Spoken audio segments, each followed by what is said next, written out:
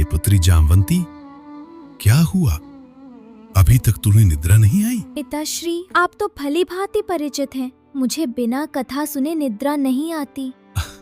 अच्छा, तो ये दुविधा है पुत्री। आज मैं तुम्हें कथा सुनाऊंगा। सत्य कह रहे हैं पिताश्री? हाँ पुत्री जामवंती, पर बताओ तो कौन सी कथा सुनना चाहती हो? पिताश्री, मैंने किसी से शनिदेव के विषय में सुना था। आज उन्हीं की कोई कथा सुनाइए। अच्छा, शनिदेव की कथा। तो सुनो पुत्री, आज मैं तुम्हें शनिदेव और महाबलशाली श्री हनुमान जी का आख्यान सुनाता हूँ।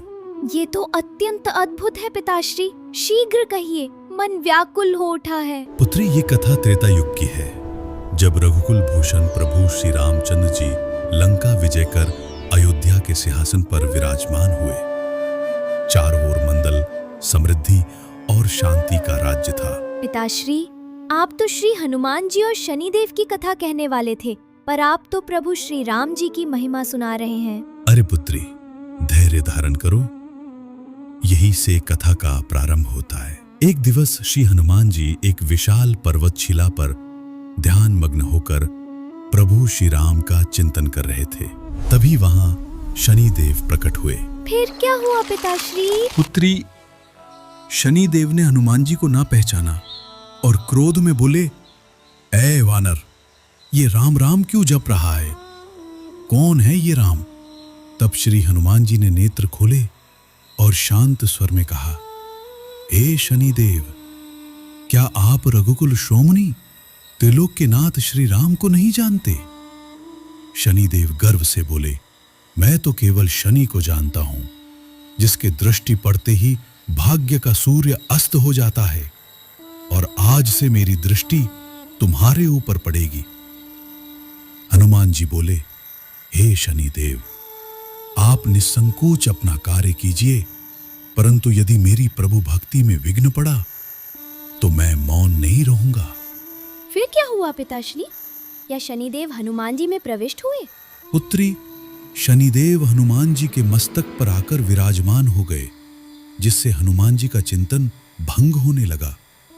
तभी हनुमान जी ने अपनी पूंछ से विशाल शिलाओं का भार मस्तक पर धारण कर लिया, जिससे शनिदेव पीड़ित होने लगे। शनिदेव बोले, ऐ वानर, तू कोई साधारण वानर प्रतीत नहीं होता, अवश्य किसी देव का स्वरूप है। अब ये भार मुझसे सहन नहीं होता, इसलिए अब मैं तेरी इस पूंछ में ही निवास करूंगा। हनुमान जी बोले, जैसा आपको उचित लगे शनिदेव। फिर क्या हुआ पिताश्री? क्या हनुमान जी का ध्यान फिर से भंग हुआ? नहीं पुत्री, हनुमान जी पुनः ध्यानस्थ रहे, पर शनिदेव को अपना दंड भोगना पड़ा। जब ध्यान पूर्ण हुआ, तब हनुमान जी वायु वेग से त्रिलोक की परिक्रमा करने लगे, कभी पाताल तो कभी आकाश में। शनिदेव पीड़ा से व्याकुल होकर बोले, हे वानर, मुझे क्षमा करो, बताओ तुम कौन हो? हनुमान जी बोले, हे शनिदेव, मैं वायुपुत्र केसरी नंदन हनुमान हूं।